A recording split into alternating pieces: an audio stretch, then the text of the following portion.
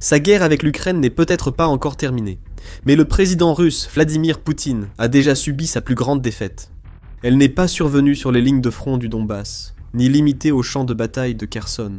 Au lieu de cela, elle se déroule dans près d'une douzaine de nations indépendantes, à travers l'Europe de l'Est, l'Asie centrale et occidentale, y compris la Moldavie, le Kazakhstan et l'Arménie. Ces nations illustrent ce que la Russie nomme son étranger proche. Et pour comprendre ce terme, nous devons d'abord remonter à 1991 et à la dissolution de l'Union soviétique. L'effondrement de l'Union fut un événement marquant de l'histoire moderne, mais il ne fut pas aussi net que beaucoup l'imaginent. Oui, les anciennes républiques soviétiques ont obtenu une certaine indépendance politique, mais comme beaucoup de ces nations étaient assez petites et ne disposaient pas forcément de vastes ressources, d'une infrastructure nationale solide ou de grands réseaux de relations internationales, la plupart d'entre elles ont continué à dépendre fortement de la Russie dans les années qui ont suivi. Il y a eu quelques exceptions à cette tendance. Les États baltes, c'est-à-dire l'Estonie, la Lettonie et la Lituanie, ont développé rapidement des liens plus étroits avec l'Europe, en raison de leur proximité avec la Scandinavie et la Pologne. Cela leur a permis de s'intégrer plus facilement aux institutions occidentales, d'établir des routes commerciales à travers l'Union européenne, et même de rejoindre l'UE en 2004. Ils ont aussi rompu avec les réseaux électriques soviétiques, cessé les importations de gaz russe, fusionné leurs réseaux avec l'Europe continentale et intégré l'OTAN. Pour la plupart des 11 autres nations de l'étranger proche, la Russie est restée le principal partenaire commercial et le principal fournisseur d'énergie et de sécurité. Des endroits comme le Tadjikistan et l'Ouzbékistan, par exemple, dépendent depuis des décennies de la Russie pour essentiellement soutenir leurs économies. Beaucoup de ces pays n'ont également pas d'autre choix que d'utiliser les réseaux de transport et de logistique post-soviétiques, contrôlés par la Russie pour exporter ou importer quoi que ce soit. Et afin de subvenir aux besoins de leur famille, de nombreux jeunes Ouzbeks, Tadjiks et d'autres personnes originaires des pays de l'étranger proche ont choisi de traverser la frontière et de chercher du travail en Russie. Ils travaillent souvent de longues heures dans des emplois sous-payés, envoyant une grande partie de leur salaire au pays pour aider leurs proches. Bien que techniquement indépendants, beaucoup de ces pays agissaient encore comme s'ils appartenaient à l'Union soviétique. Et c'est exactement ce que voulait la Russie. Le Kremlin adorait l'idée d'avoir près d'une douzaine de pays qui dépendaient effectivement de Moscou pour survivre. Et même avant que Poutine n'arrive au pouvoir, la Russie exploitait et étendait son influence sur ces nations par divers moyens. Elle alliait ces pays par des accords commerciaux à long terme et des alliances militaires contraignantes, est intervenue politiquement, a soutenu des régions séparatistes et a bénéficié d'une liberté totale, pour faire ce qu'elle voulait, quand elle le voulait, sachant que beaucoup de ces pays n'avaient d'autre choix que de se soumettre. Une fois Vladimir Poutine devenu président, il a poursuivi cette tendance. En fait, il est allé encore plus loin, faisant tout ce qui était en son pouvoir pour installer des dirigeants fantoches dans divers pays comme la Biélorussie, renforçant ainsi leur dépendance à la Russie, et rendant plus difficile pour eux de sortir de sa sphère d'influence. Il voulait que l'étranger proche reste ainsi pendant des décennies, afin que même si l'Union soviétique n'existait plus sur la carte, ses échos se fassent encore sentir dans des domaines comme la politique et le commerce. Et si une nation montrait le moindre signe de prise de distance, Vladimir Poutine la punirait. Nous l'avons vu en Géorgie en 2008 par exemple. En avril de cette année-là, l'OTAN a annoncé que la Géorgie finirait par rejoindre l'Alliance. Moscou a considéré cette annonce comme une menace pour son hégémonie régionale. Elle a senti que la Géorgie, sous la direction du président pro-occidental de l'époque, Mikhail Saakashvili, s'éloignait lentement mais sûrement de son orbite. Alors, elle a orchestré une invasion, accusant le pays de commettre un génocide, puis en prenant le contrôle de régions séparatistes. Nous l'avons vu à nouveau en 2014, cette fois en Ukraine. La Russie a senti que Kiev se rapprochait de l'Europe. De grandes manifestations ont éclaté dans tout le pays, la population ukrainienne poussant le gouvernement à renforcer ses liens économiques et politiques avec l'Occident. Poutine ne pouvait pas laisser cela arriver. Il détestait l'idée que l'Union européenne, ou pire encore l'OTAN, se rapproche des frontières de la Russie, et il craignait énormément de perdre sa capacité à projeter sa puissance à travers la mer Noire. Alors une fois de plus, il a orchestré une invasion, envoyant une petite armée clandestine pour prendre le contrôle de la péninsule de Crimée. Les puissances occidentales ont en grande partie laissé faire, les dirigeants américains et européens, acceptant l'idée de l'étranger proche et la domination régionale de la Russie. Comme le souligne Casey Michel, écrivain, analyste et journaliste d'investigation dans le Wall Street Journal. Cela inclut Bill Clinton, qui a incité le Kazakhstan et l'Ukraine à transférer leurs armes nucléaires à la Russie, et Barack Obama, qui a ignoré l'invasion russe en Géorgie, et a réagi timidement à la première invasion de l'Ukraine par la Russie en 2014. À maintes reprises, la Russie a été effectivement autorisée à dominer, à s'ingérer et même à envahir les anciennes républiques soviétiques. Et parce qu'elle était un acteur si important sur la scène mondiale, avec une influence immense sur l'économie mondiale et le paysage géopolitique, les autres pays n'ont jamais osé la défier. Cela a sans doute influencé la décision de Poutine d'envahir l'Ukraine en 2022, et pas uniquement à cause du rapprochement de l'Ukraine avec l'Occident. Il pensait pouvoir choisir et prendre ce qu'il voulait parmi les pays de l'étranger proche. Il pouvait envoyer son armée et s'emparer des territoires d'autres pays à sa guise, non seulement en élargissant sa propre sphère de pouvoir, mais aussi en consolidant son héritage comme l'un des plus grands dirigeants russes, ce Pierre le Grand des temps modernes, qu'il a toujours rêvé de devenir. Personne ne l'avait arrêté auparavant. Alors pourquoi cette fois serait-elle différente ? Ce serait exactement comme en Géorgie et en Crimée. La puissante armée russe franchirait les frontières, prendrait ce qu'elle veut, et l'opération militaire spéciale de Poutine serait encore un autre succès. C'est ce qu'il pensait. Mais il s'est trompé sur toute la ligne. Rien ne s'est passé comme prévu lors de l'opération. La Russie n'a pas réussi à atteindre ses objectifs. Elle a subi des pertes catastrophiques. Ses forces ont continué à peiner et à stanner dans des secteurs clés. Et pire encore, le reste du monde, y compris l'étranger proche, a vu de ses propres yeux à quel point Moscou est en réalité faible. À bien des égards, l'Ukraine a donné l'exemple à toutes ces autres anciennes républiques soviétiques.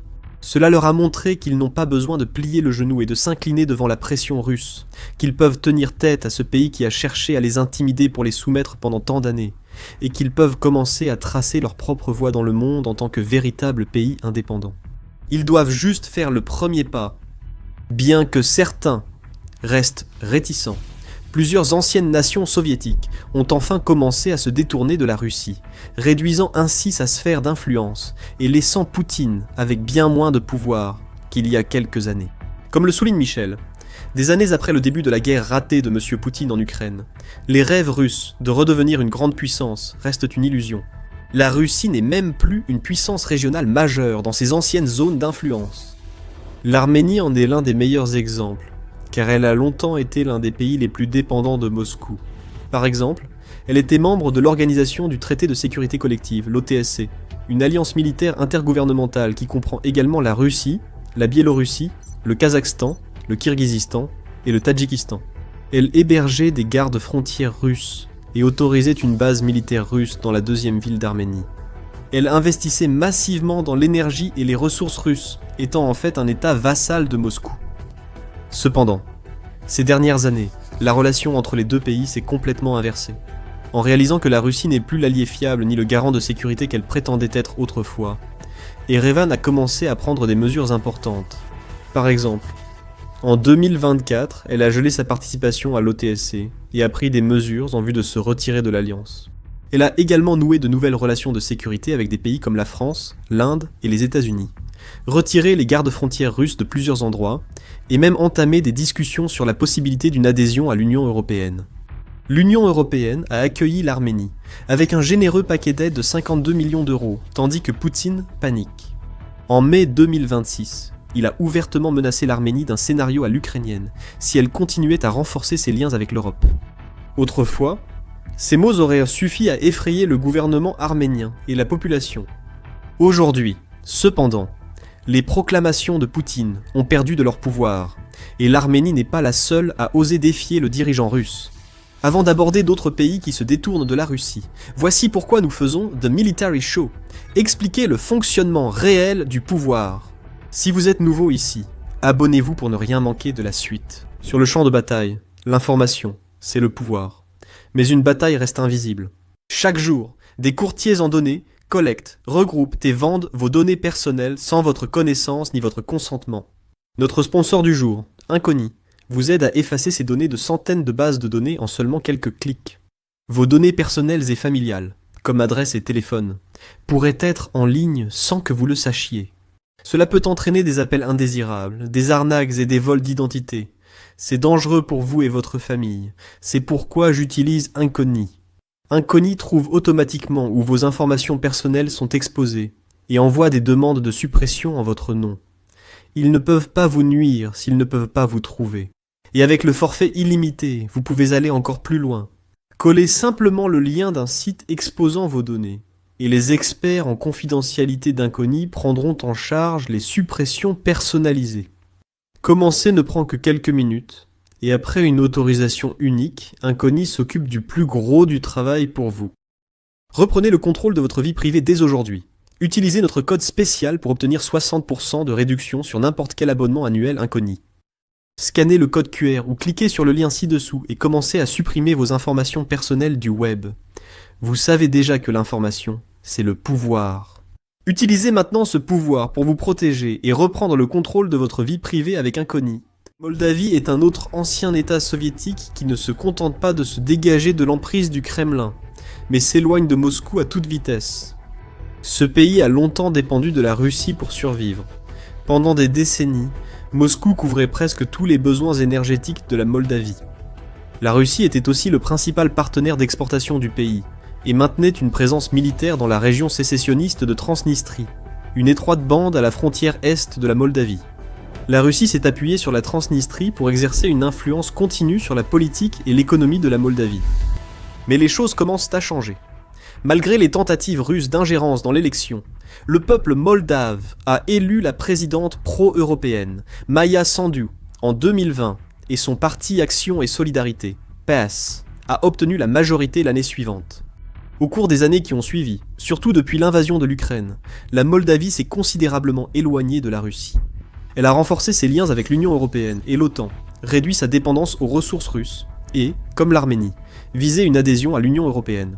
Même dans la région russophone de Transnistrie, les habitants sont de plus en plus fatigués et frustrés, beaucoup étant impatients de se réintégrer au reste du pays. Et le gouvernement moldave a étudié des plans pour ramener la région dans le giron national après des décennies de séparation. Plus à l'est, le Kazakhstan a lui aussi adopté une position de plus en plus ferme face aux actions de Moscou en Ukraine. Il a, par exemple, refusé d'accepter l'annexion par la Russie des territoires ukrainiens, et a commencé lentement à chercher à établir et renforcer des liens avec d'autres pays. Nous avons vu le Kazakhstan accroître ses échanges avec la Chine, l'Union européenne, les États du Golfe, et rechercher de nouveaux accords de défense avec la Turquie et des partenaires occidentaux, pour réduire davantage sa dépendance à la Russie. Il s'est concentré sur le développement et l'exploitation de la route internationale de transport transcaspienne, également connue sous le nom de Corridor du Milieu. Une route commerciale de plus en plus importante qui relie la Chine et l'Europe, en passant par l'Asie centrale, mais sans jamais entrer sur le territoire russe. En mai 2026, le Kazakhstan a également annoncé que son histoire officielle ne devrait plus être liée à la Russie ou à l'Union soviétique, mais qu'elle devrait plutôt mettre l'accent sur son statut de successeur moderne de l'empire de la Horde d'Or, des steppes médiévales. Cela peut ne pas sembler si important, mais c'est un message politique fort de la part d'Astana, une expression claire du désir du pays d'être perçu comme une nation indépendante, totalement séparée de son passé soviétique de type colonial. Le voisin du sud-est du Kazakhstan, le Kirghizistan, a suivi son exemple.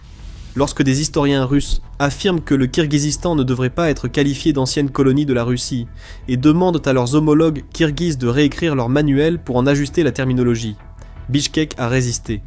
Les historiens et responsables ont refusé la demande du Kremlin. Les jeunes Kirghizes voient désormais la Russie d'un œil plus défavorable.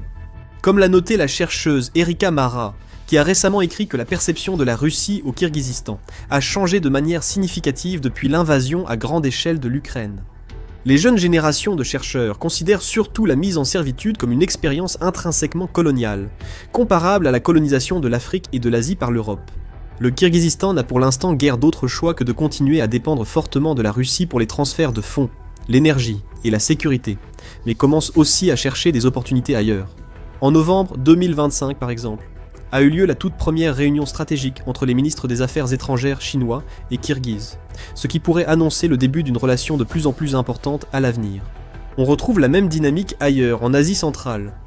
Les conditions géographiques des pays de cette région du monde rendent difficile pour eux de s'extraire complètement de l'influence de la Russie, mais plusieurs font tout leur possible pour devenir moins dépendants de Moscou et s'ouvrir à de nouvelles options. L'Ouzbékistan a élargi ses échanges avec la Chine et cherche à renforcer ses liens avec la Turquie, l'Union européenne et les États du Golfe. Le Turkménistan, quant à lui, a maintenu une position neutre concernant la guerre et a commencé à exporter davantage de ressources vers la Chine. Et même au Tadjikistan, où le contrôle russe reste important, On observe des signes montrant que l'influence économique chinoise devient plus significative. Cette tendance va se poursuivre tant que la guerre durera, comme l'a noté l'universitaire américain Walter Russell Mead dans le Wall Street Journal. Plus la guerre dure, plus le pouvoir russe, dans les autres anciennes républiques soviétiques, diminue. La situation dans le Caucase et en Asie centrale évolue au détriment de la Russie. Les États-Unis, la Chine et la Turquie nouent des liens économiques et militaires qui compromettent les ambitions russes sur les territoires autrefois conquis par les tsars. Comme le souligne Mead, cette tendance apparaît dans tous les pays de l'étranger proche. Dans le Caucase, par exemple, les sondages montrent que la grande majorité, soit 71%, des Géorgiens souhaitent que leur pays rejoigne l'Union européenne, tandis que les relations entre l'Azerbaïdjan et la Russie ont atteint leur niveau le plus bas. Même en Biélorussie, on peut voir les signes que l'influence russe commence à diminuer. Il y a 1 ou 2 ans, cette affirmation aurait paru scandaleuse, car la Biélorussie a toujours été vue comme l'état fantoche par excellence du régime de Poutine. Mais cela témoigne à quel point la situation est devenue mauvaise pour Moscou. En juin 2026 par exemple, le président biélorusse et allié de Poutine, Alexandre Loukachenko, a effectivement cédé à un ultimatum lancé par son homologue ukrainien, Vladimir Zelensky. Zelensky avait menacé la Biélorussie d'une action militaire si elle ne désactivait pas les stations relais que la Russie utilisait pour guider les drones Shahed vers des cibles en Ukraine. Même si Loukachenko a longtemps été considéré comme le chien de poche personnel de Poutine, il ne veut toujours pas entraîner son pays dans la guerre plus que nécessaire. Alors il a fait ce que Zelensky demandait et ce faisant, il a rendu la guerre plus difficile pour la Russie. Loukachenko a également été aperçu lors de plusieurs voyages en Chine ces derniers temps, et les implications potentielles de ces visites n'ont pas échappé à l'attention. Commentant la présence du président biélorusse à Pékin, le Centre ukrainien de lutte contre la désinformation, CCD, a écrit « La récente visite de Loukachenko en Chine, dont il se sert comme contrepoids à la Russie, illustre le déclin croissant de l'influence de la politique étrangère russe. Après l'Europe de l'Est, le Caucase du Sud et l'Asie centrale, la Russie perd désormais de l'influence même sur son principal satellite. L'idée que toutes ces nations de l'étranger proche prennent leur distance avec la Russie aurait simplement été impensable avant 2022. Avant d'envahir l'Ukraine, la Russie n'était certes pas un allié, un partenaire ou un protecteur parfait, mais des pays comme l'Ouzbékistan et l'Arménie avaient au moins le sentiment de pouvoir compter sur Moscou pour les aider économiquement et les soutenir en cas de situation difficile. Aujourd'hui, ces mêmes nations perçoivent la Russie très différemment, principalement à cause de Poutine. Son invasion de l'Ukraine visait à prouver la puissance russe, mais a eu l'effet contraire. L'échec embarrassant du Kremlin à capturer le Donbass et son incapacité à atteindre l'un quelconque de ses objectifs déclarés en Ukraine ont en réalité révélé à quel point il est faible. Et la situation devient chaque jour plus humiliante pour Poutine. Sur toute la ligne de front, les forces russes sont à l'arrêt. L'Ukraine riposte encore plus fort qu'auparavant, gagnant du terrain dans des zones clés et menant des frappes dévastatrices de drones et de missiles Akiv à longue portée au cœur même des régions russes, allant jusqu'à frapper la capitale du pays. Les forces de Kiev progressent vers la libération de la Crimée, ce qui semblait impossible il y a quelques années. Comme le note Michel, la conviction de M. Poutine de pouvoir conquérir le reste du Donbass paraît désormais déconnectée de la réalité, illustrant que les revendications de la Russie à l'hégémonie régionale sont aujourd'hui vides de sens. Le monde entier peut le voir, y compris les anciennes républiques soviétiques, et cela ne leur plaît pas, car la Russie a révélé son vrai visage. Ce n'est ni un allié, ni un protecteur. Ce n'est pas une superpuissance militaire à craindre, mais un tyran désespéré qui a dépassé les bornes avec une victime, et maintenant tout le monde s'est retourné contre lui. En ajoutant le déclin démographique, une économie ruinée, et l'effondrement de nombreuses industries, en raison du monopole malsain du secteur de la défense, le tableau dressé est clair et sans appel. Les jours de la Fédération de Russie telle que nous la connaissons, et surtout du régime de Poutine, sont bel et bien comptés. Découvrez comment la bataille a tourné contre Poutine dans cette vidéo, où les forces spéciales ukrainiennes ont tendu une embuscade décisive à leurs adversaires à un point clé de Zaporijia. Sinon, découvrez dans cette vidéo à quel point la vie des soldats russes s'est dégradée, où l'espérance de vie des troupes d'assaut en première ligne se compte en minutes, pas en jours. Abonnez-vous à The Military Show pour recevoir les dernières nouvelles, analyses et infos sur la guerre en Ukraine.